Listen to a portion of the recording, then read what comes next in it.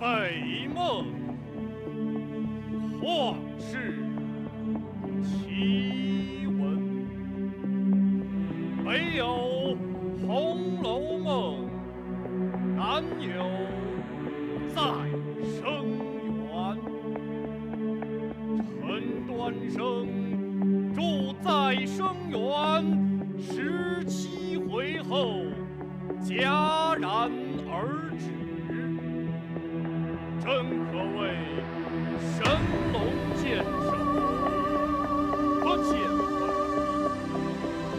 陈端生造就一位女扮男装，进京赶考高中状元的惊世才女孟丽君。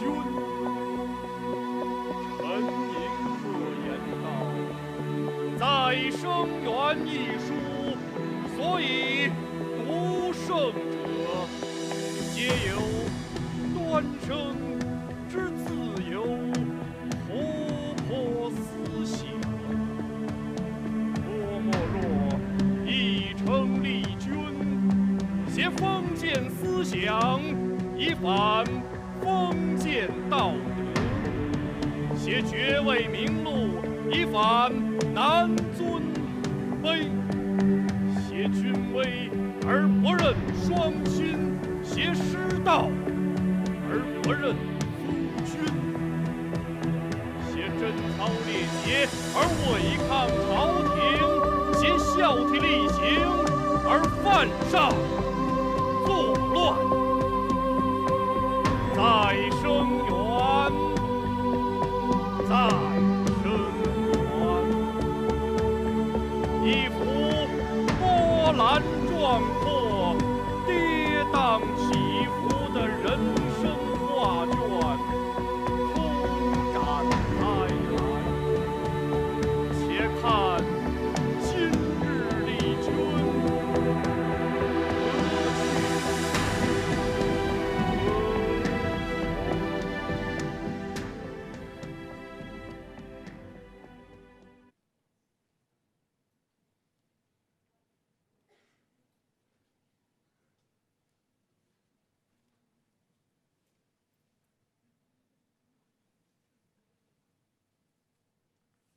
丞相是个女的，丞相是女人，真的吗？不可能。庆功宴酒醉时暴露的身份，那她会是谁呢？听说丞相就是云南总督之女孟丽君。孟丽君？孟丽君，原来她叫孟丽君。那孟丽君才貌双绝，为救被陷害的未婚夫皇甫少华女扮男装进京赶考，连中3元，居首辅助皇帝推新律整朝纲，赤胆忠心安社稷，鞠躬尽瘁顾家邦。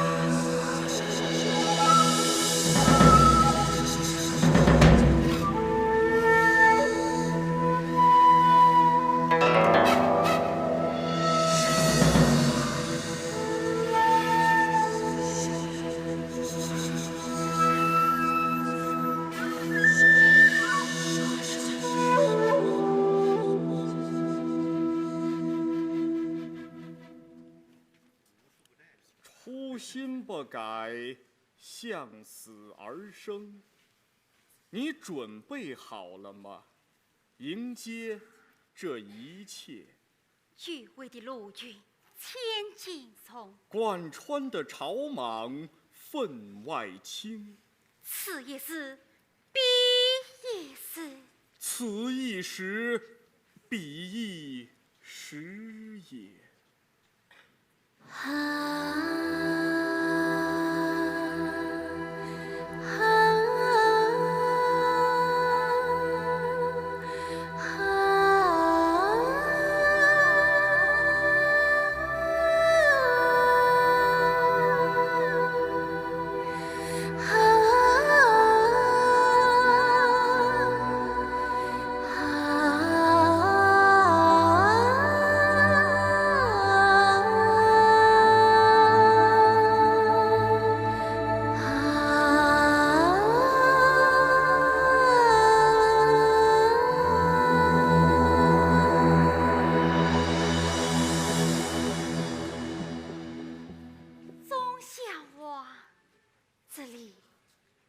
没有什么忠孝王，我是你的父啊，我的父母。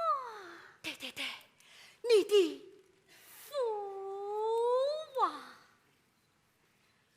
华服美人，相得益彰，丽君，你的女儿样貌真是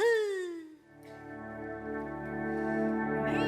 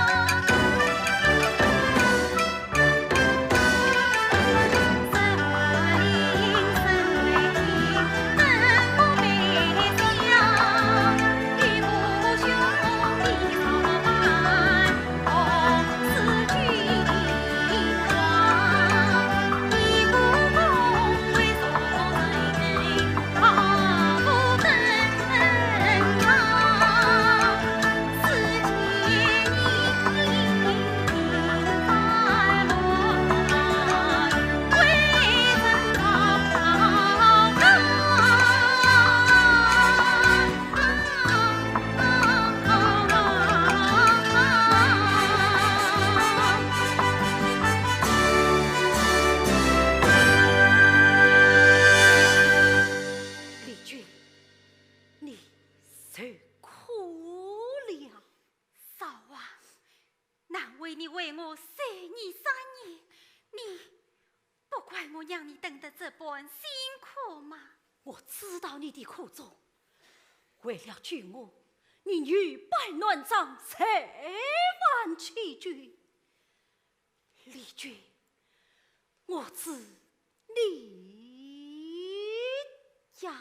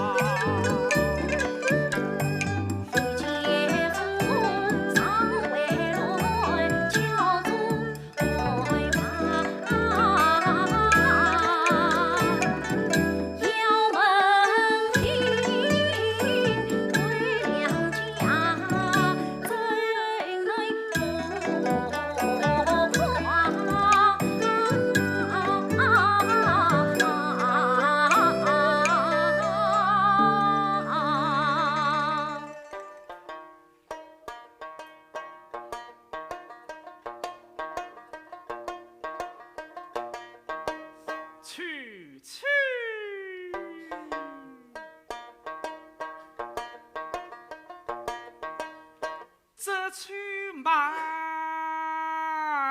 驴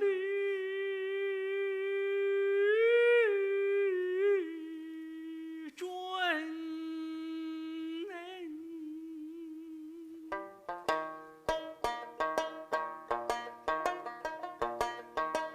为内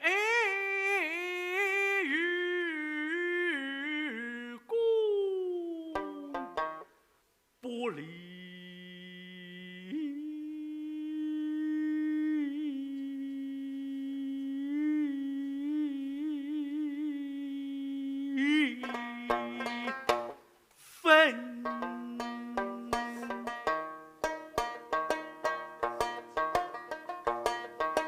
只用双膝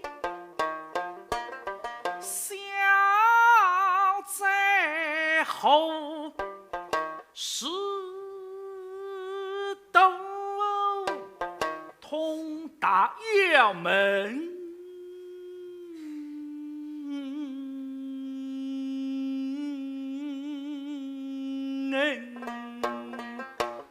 定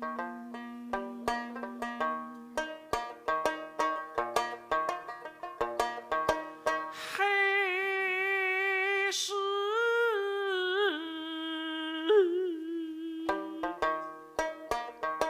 谁门双飞，不无身心为仇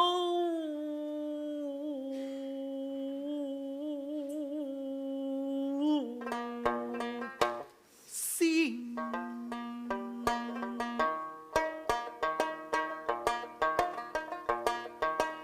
耳鬓厮谋，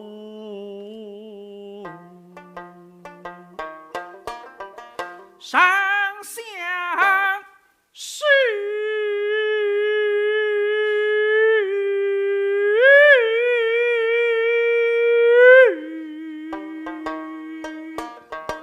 家后年长，非是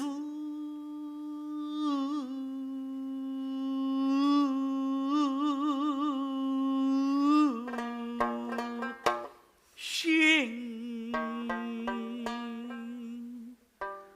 王府山河大兵东征，扑敌于攻。一门又得以招降，从此兵部青云，封为中相王。李俊，此今我随我从兵，全请少爷给我赋予你了。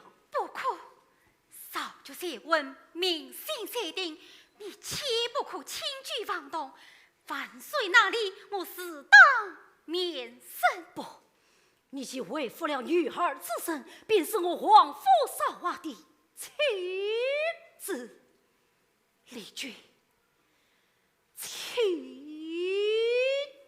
呀，这样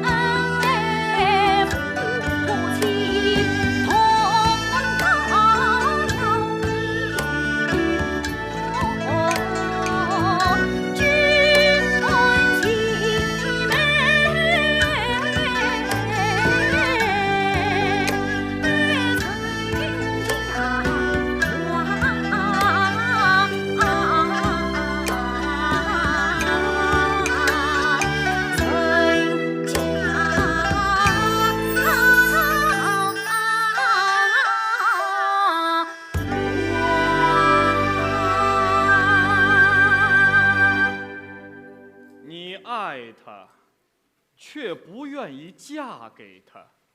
我不愿当铺这年纪。那你不问问你的初心？初心，初心，我何曾忘记呢？少啊，我知道你的心，可是你也该听听我的心。我身上的重担，刻在国鸟永在血中，我早已死心不下了。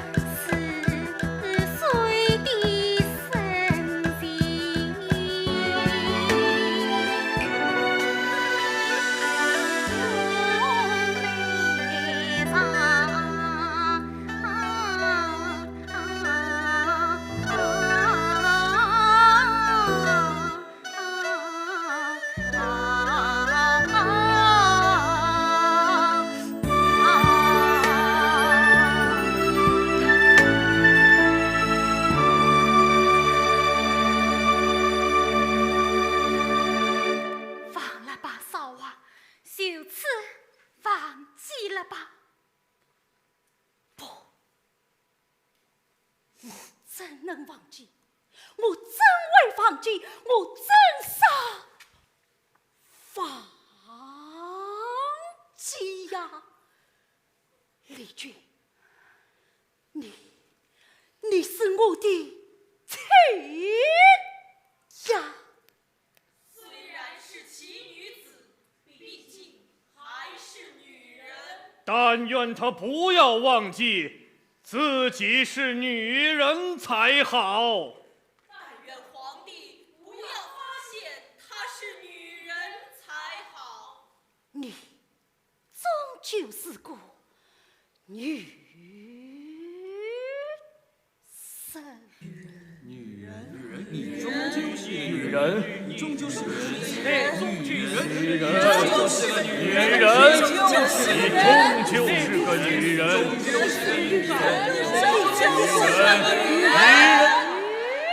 生，孟丽君，你好大的胆子！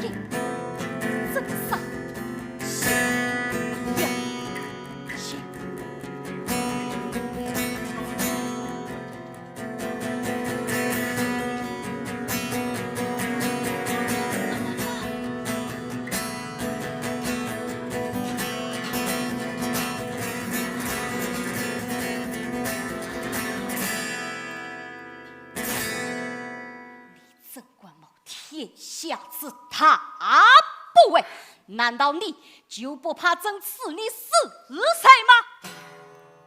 虚有自缺，怎不为死？朕就念在你现在圣相之功，女伯乱长乃至救人心切，亦不忍赐你死罪。朕虽官脑独立，也难保万岁私人大德，更当鞠躬尽瘁，死而后已。朕不要你死，朕要你活着。这3年来，早些是样子，旁人不懂你，朕又怎会不知你身上女孩生的心事啊？你休害怕，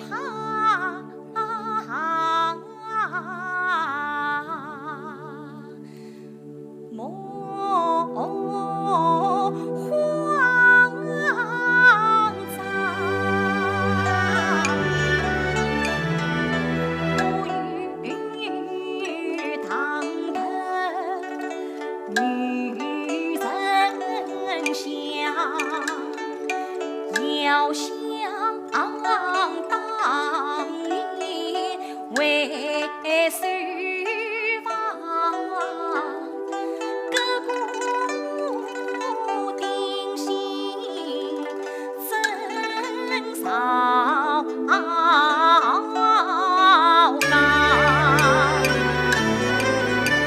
全会成就心难女。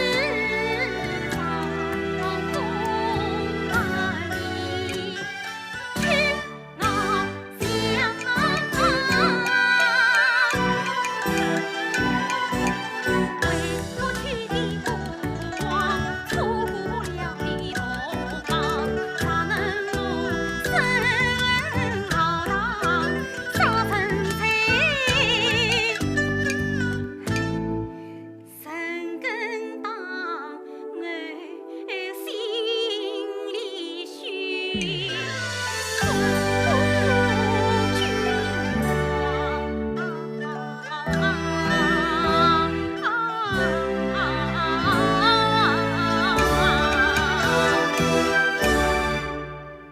你欺君之罪，已是法外施恩，还敢说什么位列朝班的蠢话？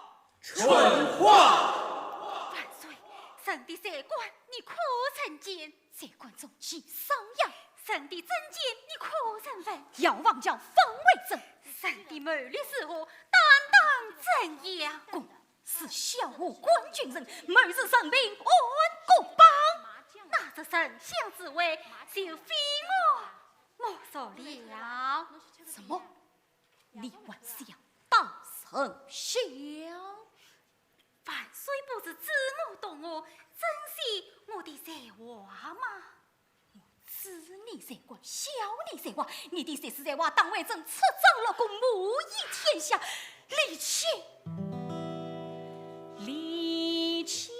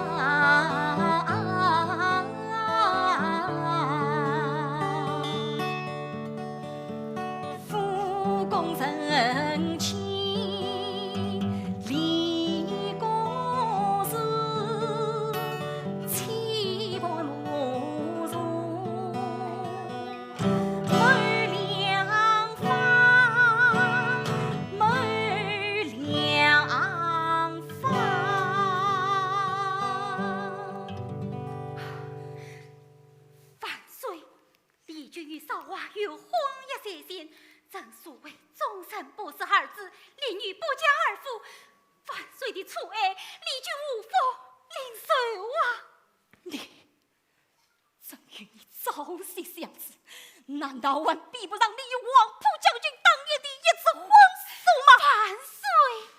我实有领报琵琶之心，攀龙附凤之意，有朕为女扮乱帐，赴汤蹈火，救他于危难呀！算，此也是必也是也。而今朕陷你之人，母你之人，高3、6岁，此应难免。你可知道朕的心啊？万岁！举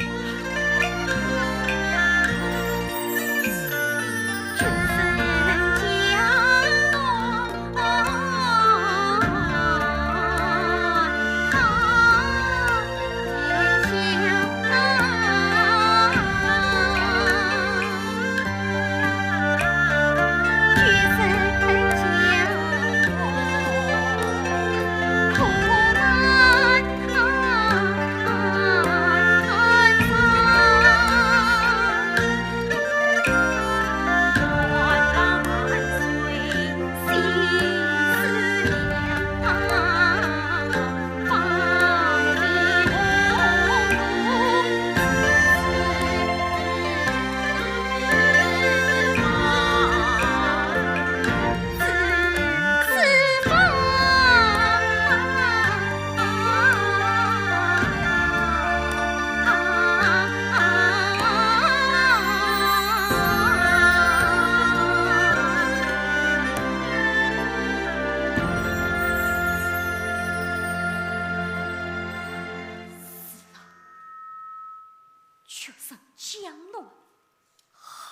天下，决胜江东，苦难杀。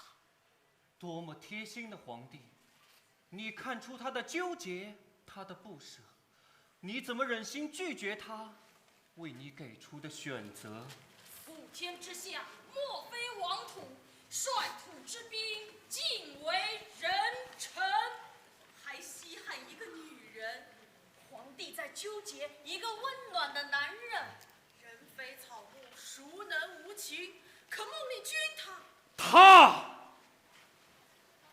只是不甘心。命运机上谁？非人复粗心，谁死啊！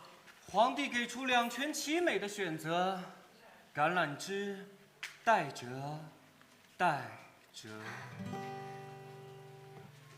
银河星月如钩，相思难书凭栏处，泪眼望断天涯路，多情总被无情误，一泓春水藏不住，一缕心路开迷途，心悦着心着忽，木有知心山有木。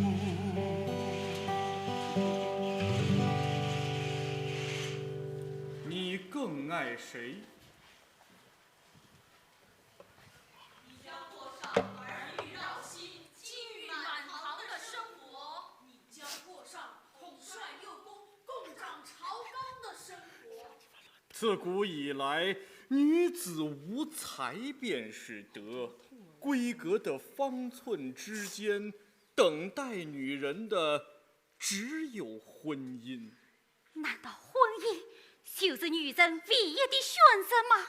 收起你的妄想，遵三纲五常，守三从四德，女人她就该有个女人的模样。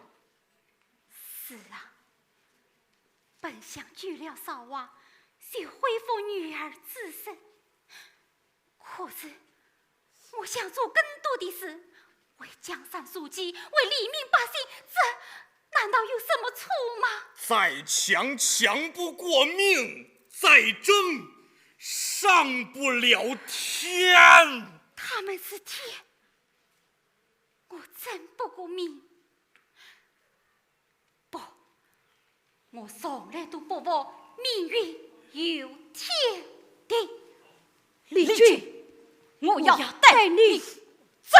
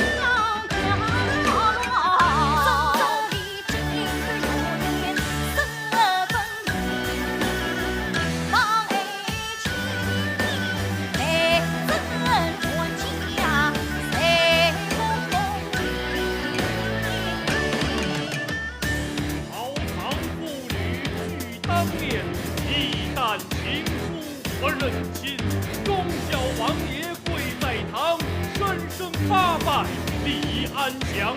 女人反做丈夫事，权理公然，就受之。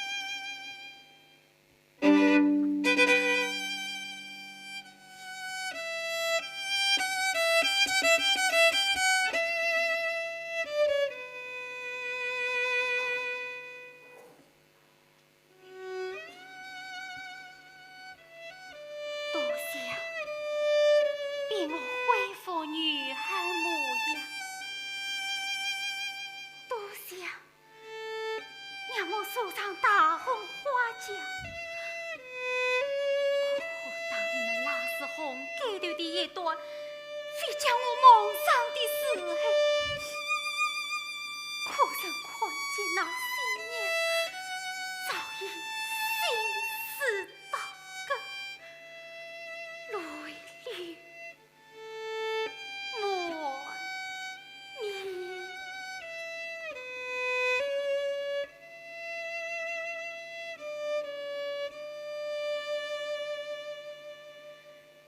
谁见一首你送心送心，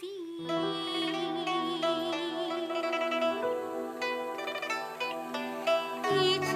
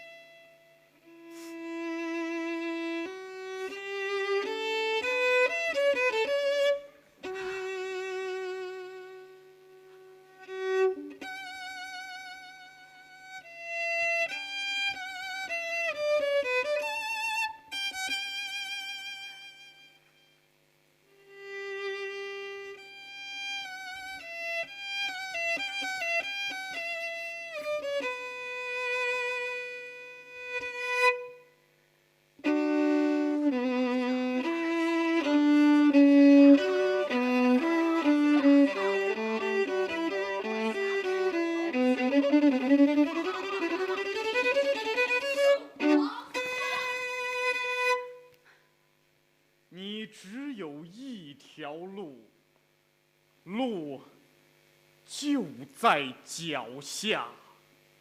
来死去死，去不差。这般决绝，怕爸怕爸怕！爸。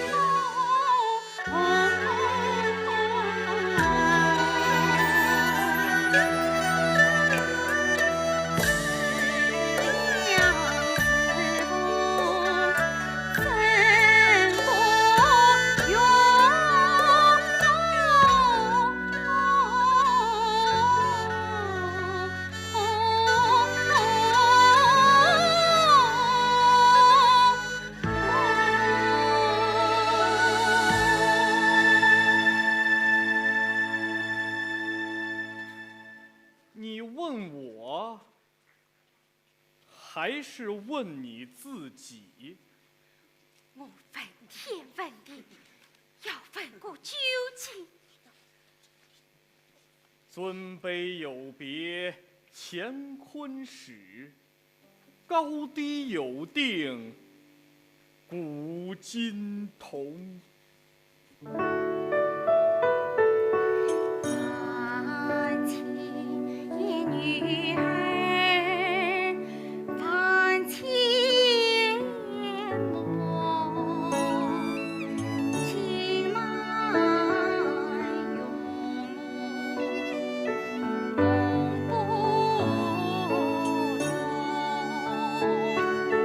眼睛其中。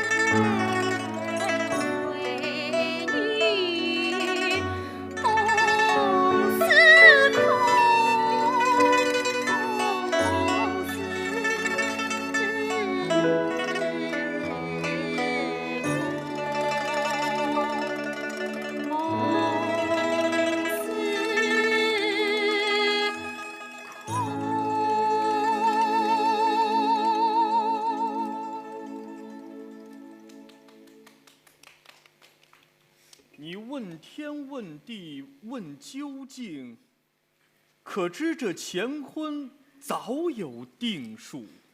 非为道乾坤，怎愿得本性？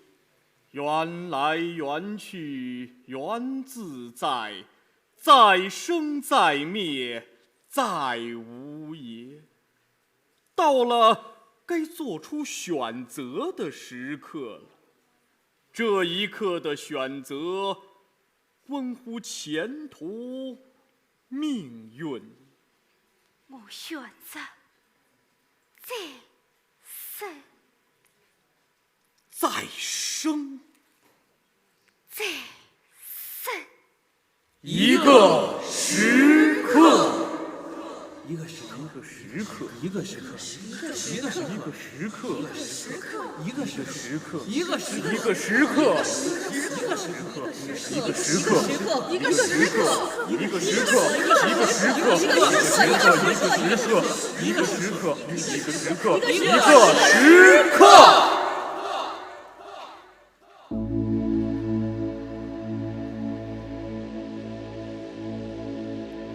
云在天之畔，鸟在云之巅，鸟翔在天际，纵情望长天。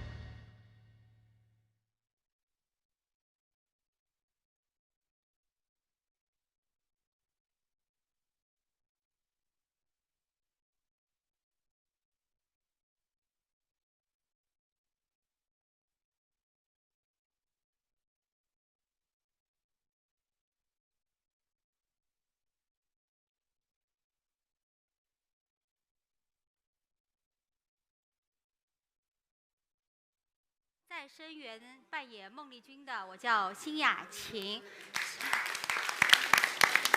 首先，非常感谢大家今天在这么大雾霾的情况下，能够到繁星来观看我们的小剧场实验越剧《再生缘》。下面我先请上我们的导演张磊，还有我们的小提琴。姚丽娜，对，因为这个场地的关系，所以她一直站在那边，这边的观众可能看得见，那边的观众就看不见。本来我对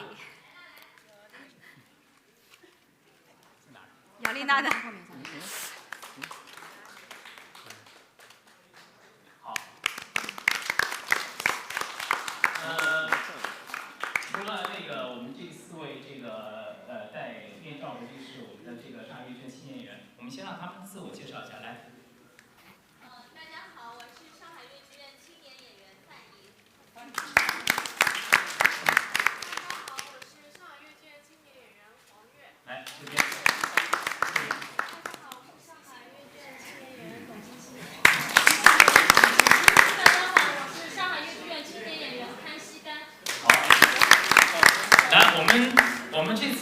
这个《再生缘》呢，我们是因为是一个融合的剧目，所以我们呢请了那个别的艺术种类那个我们兄弟剧团的演员，我们请我们的评弹来做个自我介绍。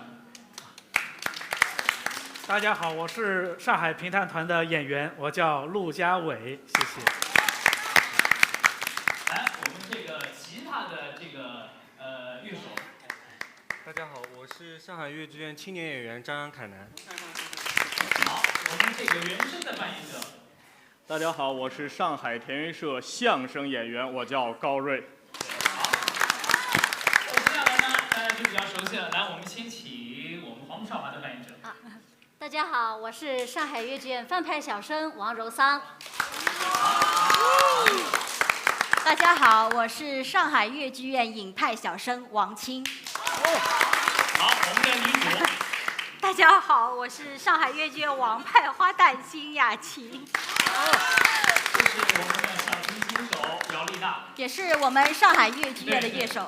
大家好，我是这个戏的导演张伟。大家好。是这样的，我们呢这次有安排这个演后台，大家有什么想法和对这个戏的看法，都可以跟我们交流，包括我们的主创，还有我们的主要演员，大家有什么疑问都可以说，好吗？而且也很希望大家听到对这个戏、对这个形式的这个新编这个小剧场越剧的一个想法，好吗？请举手示意，我们工作人员会递话筒。你们很累，我们也很累。辛苦了，谢谢，辛苦了。因为全程站立真的是很辛苦，实在是要跟大家说声不好意思，真的不好意思。有什么好？来话筒。来，对，那么稍微拿。那我拿话筒吧，我想问一下，就是其实我们在外面等的时候，很多人也会问到，就是这个剧场来的观众，比如一开始设计的大概是多少人？因为我们也看到，就是比如鞋套啊，发到一半它不够了，它可能就是人数比原来预想的要多。那么就是其实大家观众还是很热情，然后来北京演出一次也非常的不容易。然后有没有想过，就是再扩大一些，然后观众的受众更多一些？或者说，如果观众要比预想的要多了，那么演员啊、排演啊、走位啊，后面还会不会有更进一步的这个设计或者改变？谢谢。好，首先还是很跟大家说声抱歉，因为这个场地和各方面的原因，我们这次呢在观演上面呢产生了一些障碍。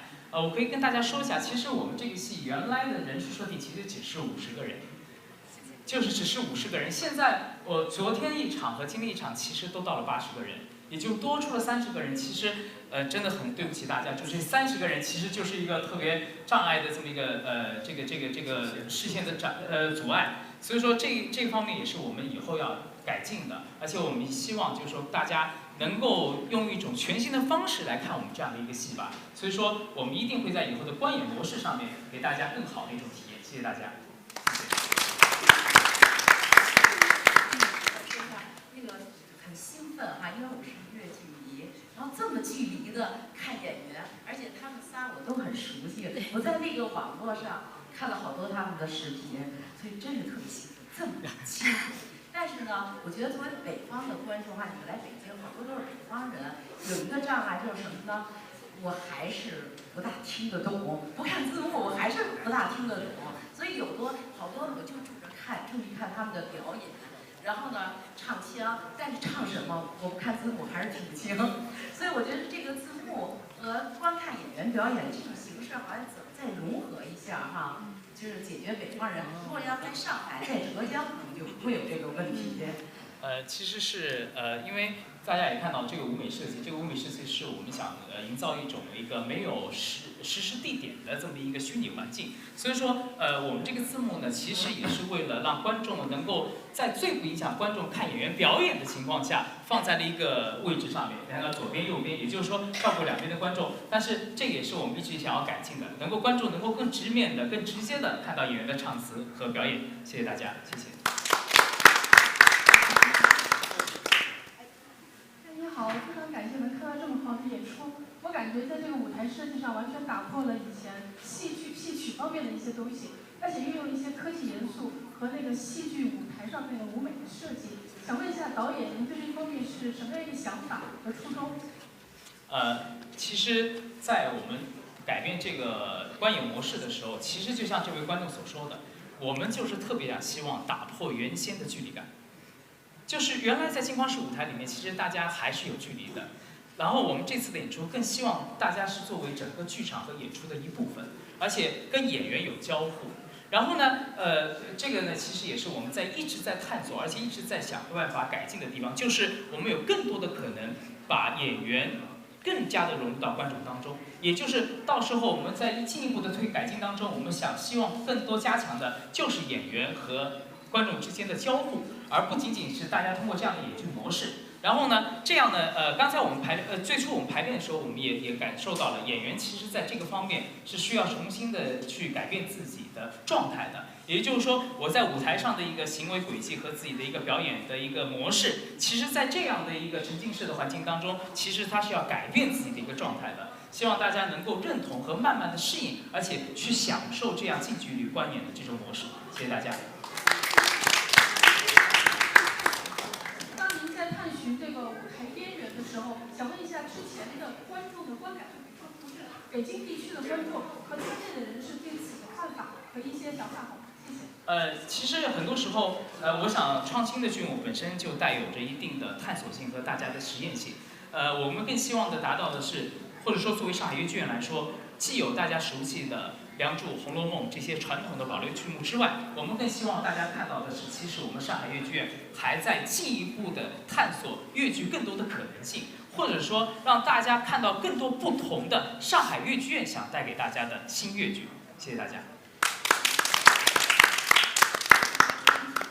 非常感谢这样一场精彩的这样的一个演出。然后呢，我们在这个过程中呢，我觉得我一直沉浸在这样的一个戏曲中。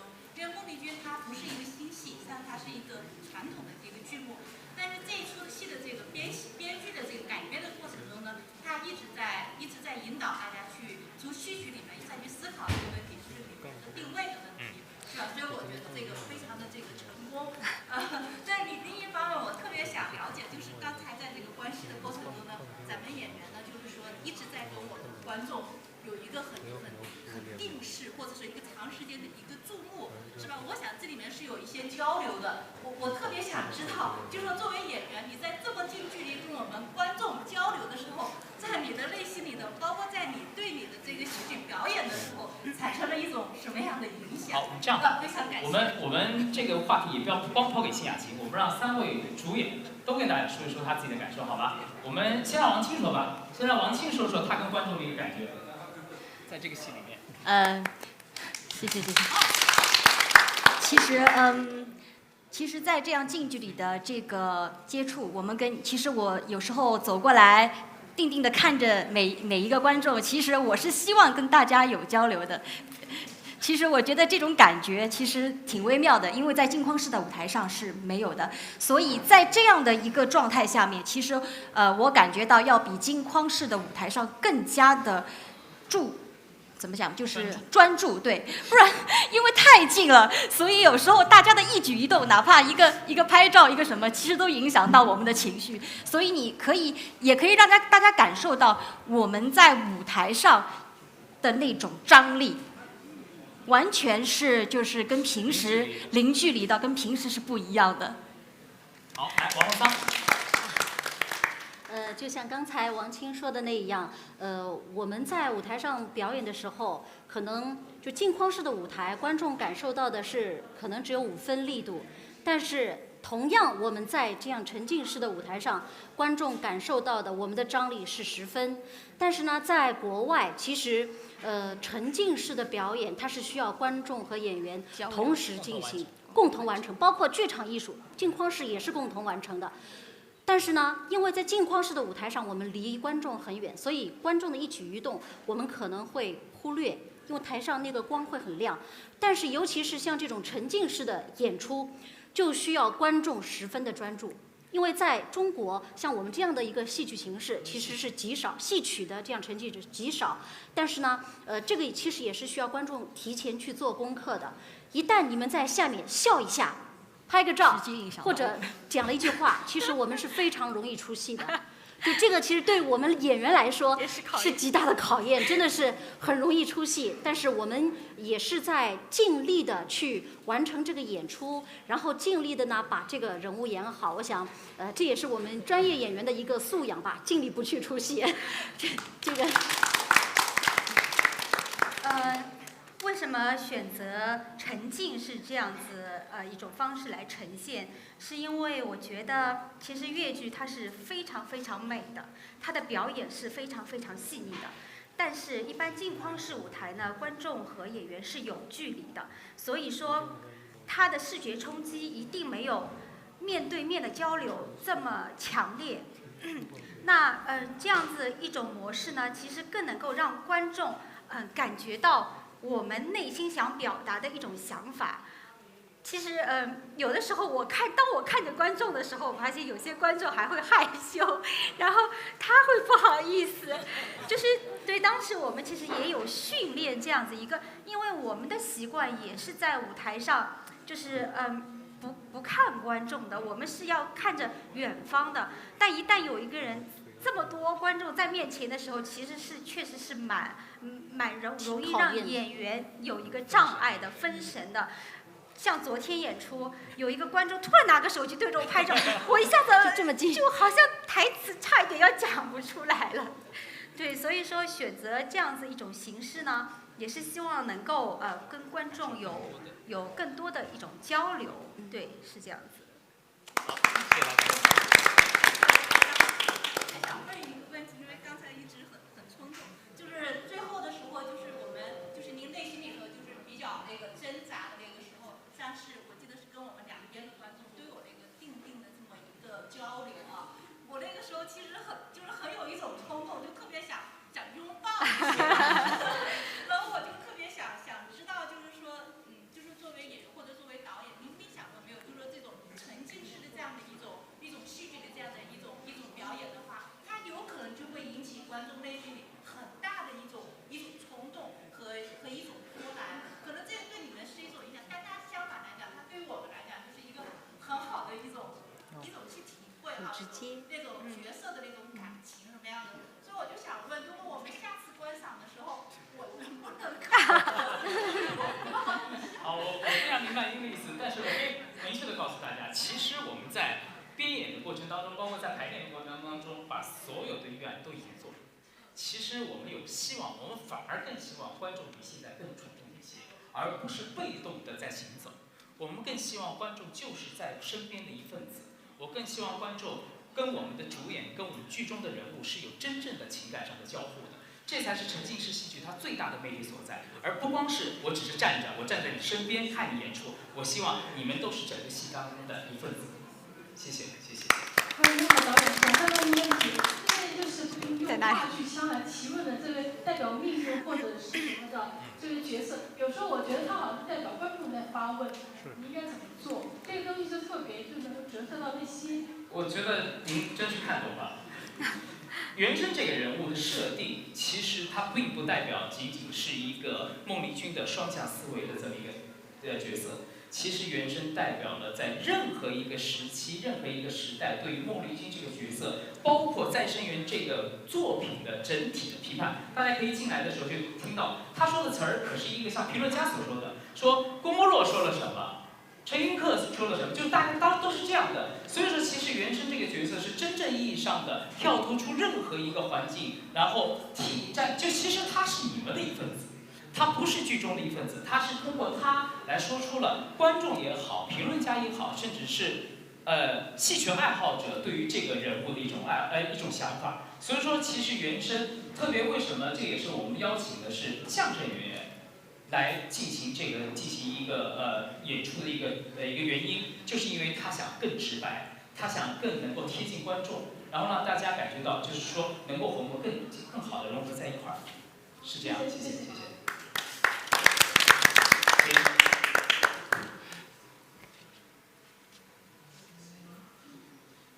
不要害羞，没事儿。还有什么想对演员说的，或者什么？对。谢谢老师的演出特别精彩。然后，因为我本身特别喜欢越剧，也特别喜欢《再生缘》的原著，所以我今天看这个，其实我我是感觉到就是几个角色，首先是跟传统的粤剧他们就是不一样的，其次它是跟就是原著里也不太一样，就是感觉原著里的少华可能是有一点阴柔懦弱的，然后今天的少华是比较有担当，可能是就是我们女孩子更喜欢的。像皇上原著里是感觉比较自大，然后比较直男癌的，然后今天的那个就是这点太唱出来就是很暖男。对。然后呢，就是原著里的孟丽君是一直很乐观，哪怕到最后他也是会开玩笑的那么一个性格。但是今天的这个孟丽君是让我能感受到她的挣扎痛苦，就是其实我想知道这个就是当时是怎么考虑处理的。还有一个就是感觉今天就是几个角色之间那个我知道有很多对唱，但是就是感觉就是很多就是背过身去打，就是互动没有那么强，就是我想知道就是怎么考虑的这种处理，就是在女主唱的时候，就是皇上和少华都是相当于没有太多反应的。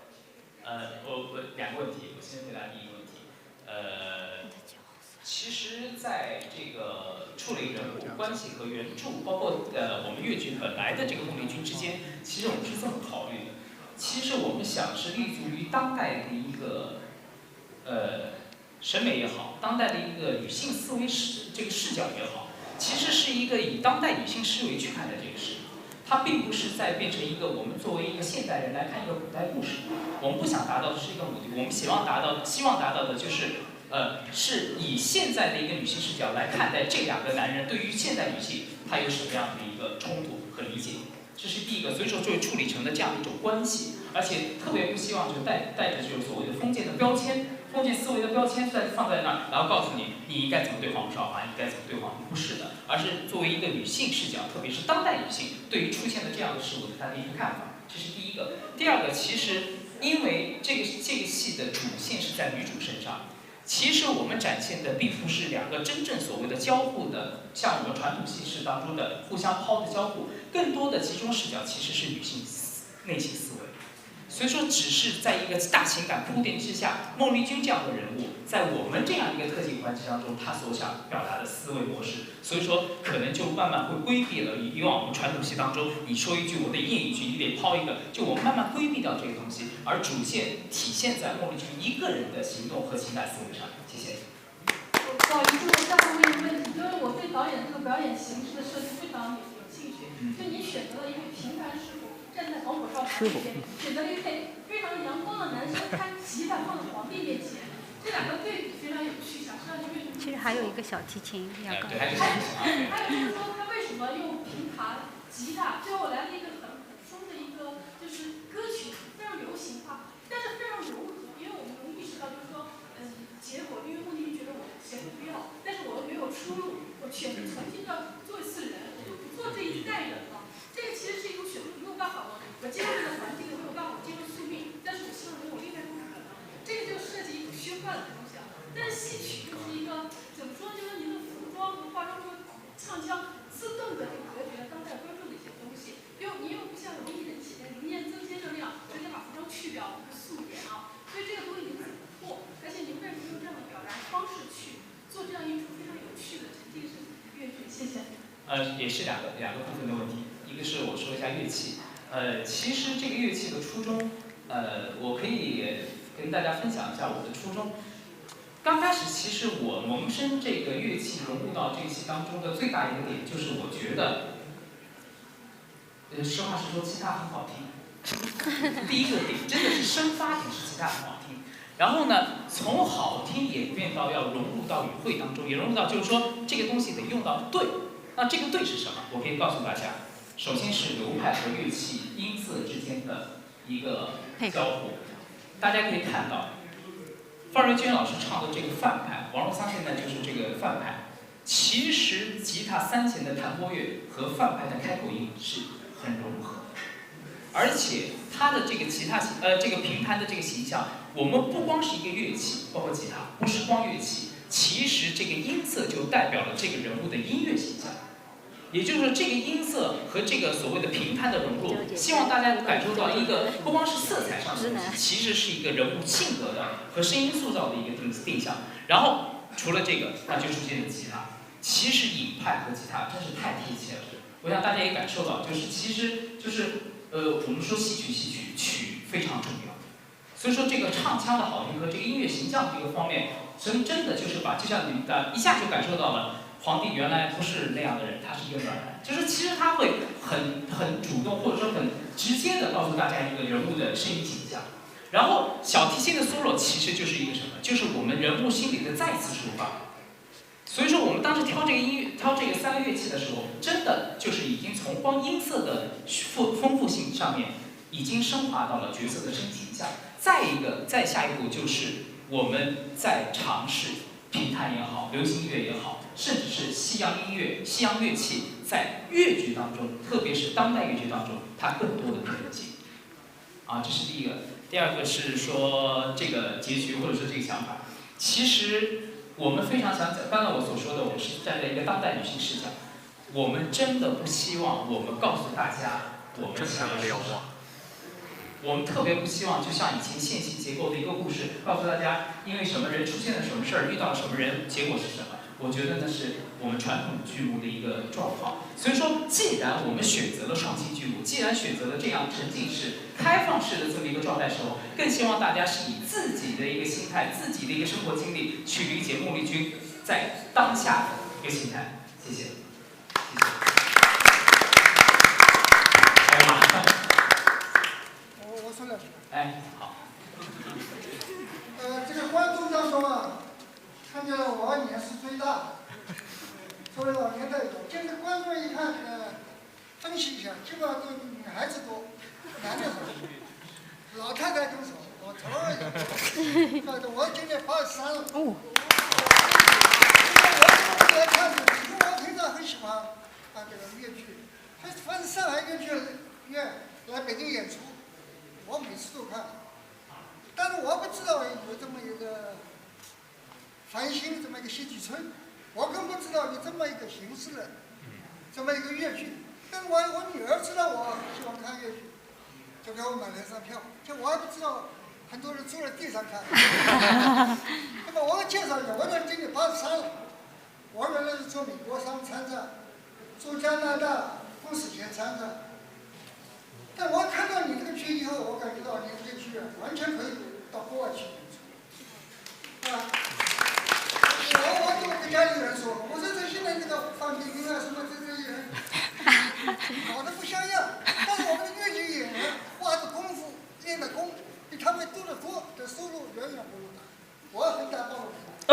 那上次我在戏院拍戏的时候，陈飞受了伤了。我还想发个物业文件，是吧？这个很了不起，这个绍兴剧院文武兼备。但进了我们这出戏啊，我可以说非常是高品位，是吧？是阳春白雪，不是下雨刮雨，是吧？包括很多这个流派，是吧？影派、王派、这个翻拍啊，什么的，还有这个很高兴听到了苏州的评弹，苏州评弹我也最喜欢了。说还有这个相声也可以去，说明它这是很高品位的一个东西。其实我的建议就是什么？你们今后啊，应该充分利用这个媒体的作用。每年之前，请把这些媒体的先生们、女士们请来去看一次，然后给你写点文章宣传给你，这就好比那么好的东西。好，谢谢。这是比较可惜的。另外呢，你们这个剧啊，现在主要是年轻人为主的，的确是以年轻人为主体，这是对的。为什么这个是代表你，是不是？以恋爱为主题的东西，这个方向也是对的。你不能演老头戏，这个老太太戏，年轻人不爱看，是吧？这个方向是对的。但是你也别忘了这个年老的这个年老的群体啊，他文化素质比较高，主要的戏曲，不管京剧啊、粤剧啊，是吧？其他剧啊，这故事的情节一般基本上比较了解。现在演来演去，基本上都是以古剧为代表。你们这个也是古典题材，移植过来，是不是？但是问题在什么地方？年老人不可能像我有那么好的身体，是不是？我的心脏比较好，所以83岁还那么健康。是吧？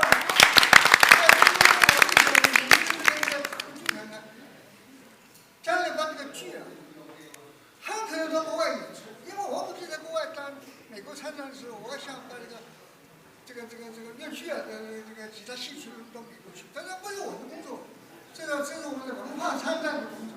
这有这个想法，这个也这个要求，但是我们这个剧为什么？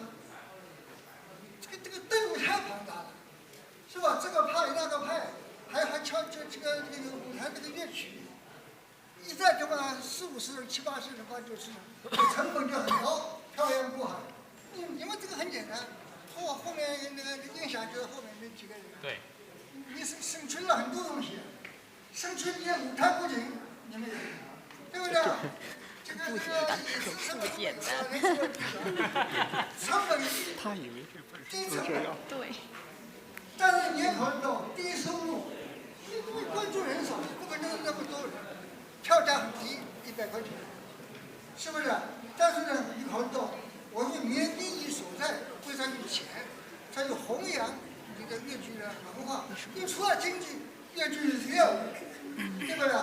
或者尹桂芬先生不错，他带一部分到了福建，到了永华粤剧团，对吧？把这个弄到福建去，跟福建那个南京也一样，水城那个。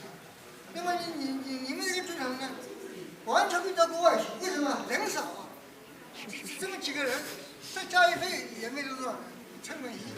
因此我们的华侨，这个社团都聚在一起，对不对？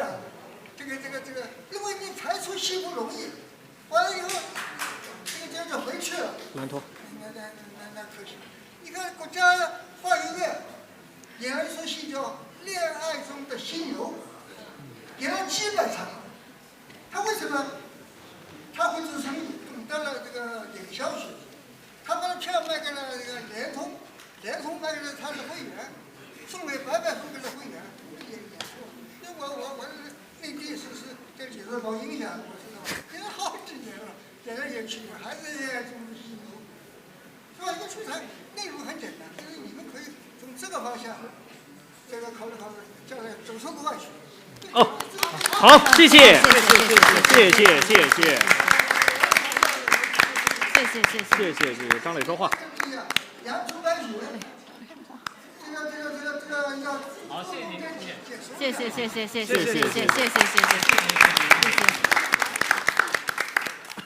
好，来这位，我们最后一个问题好吗？两个。好，行，我们今天来换在。他从台湾来。哦，台湾来。谢谢导演，今天的演出特别精彩，是我第一次看沉浸式的戏剧，我非常喜欢孟丽君这个角色。好完了哦。梁阿姨加亲。比赛说的短啊。那个，其实我今天觉得特别幸运，特别激动啊，因为我差点错过了看今天的这个，我昨天我就知道，说特别好啊，今天非常幸运的赶上又演2场，是吧？对。我呢，因为我后面要说支持你们的话，所以我前面必须先说2句话。第一句话呢，我在23年前策划了第一个小剧场的话剧就是根据戏曲题材改编的，不是改编啊，取材于戏剧题材的《思凡》啊。这个在1995年，这个导演骆俊辉，这个也是他的这个代表作啊，成名作。这个在13年前，我策划第一个小剧场的沉浸式的话剧是诗剧，导演是李六乙啊，在北京人业和主剧场演的啊，正好是今天那个看到，这是我看到的第一个小剧场的沉浸式戏曲，小剧场戏曲啊，所以我觉得特别幸运。但是呢，我提一个就两条吧。第一呢，我就特别希望导演和每个演员，你们可以更加的大胆，可以更加的胡闹一点啊，就是说可以更加丰富一点啊，就是说不用，因为其实就戏剧而言和就是美术和绘画而言，戏剧这方面做的还不够大胆啊，特别是我们中国的这这个的戏剧创作。当然，导演已经做得很好了，就是今天的元素已经比较丰富了，但是我觉得还可以进一步的啊，这个不必太强调这个虽然是越剧啊，但是不必太强调啊，也可以强调，也不必说就是我觉得里头有好的有不错的，比如说已经是有越剧、有话剧，其他甚至有音乐剧的元素，不说了啊。最后一个小的技术细节，就是以后那个就是时长，这个现在我觉得控制的不错啊，但是以后如果能够事先那个在节目单上公布出来，比如我们是55分钟啊，或者是就是60分钟啊，就不必是一定要80、90分钟啊，这样的话大家站的时间可以控制，是吧？谢谢。谢谢您，谢谢。再次谢谢大家，真的非常感谢大家。还是那句话，在雾霾这么重的天下来看我们的小场越剧《再生缘》，来的都是真爱，谢谢大家。谢谢。拍个集体照。我们可以拍个集体照，我们演员先拍一个，演员先拍一个。演员就跳。先拍一个好吗？待会儿来请观众那个。来那个。有人拍，不知道你有谁在吗？没关系啊。那个。这是谁的彩虹卡呢？这是。来，放到那个朋友。来，张扬，快。番茄炒蛋，我们是。怎么还给人磕一个呢？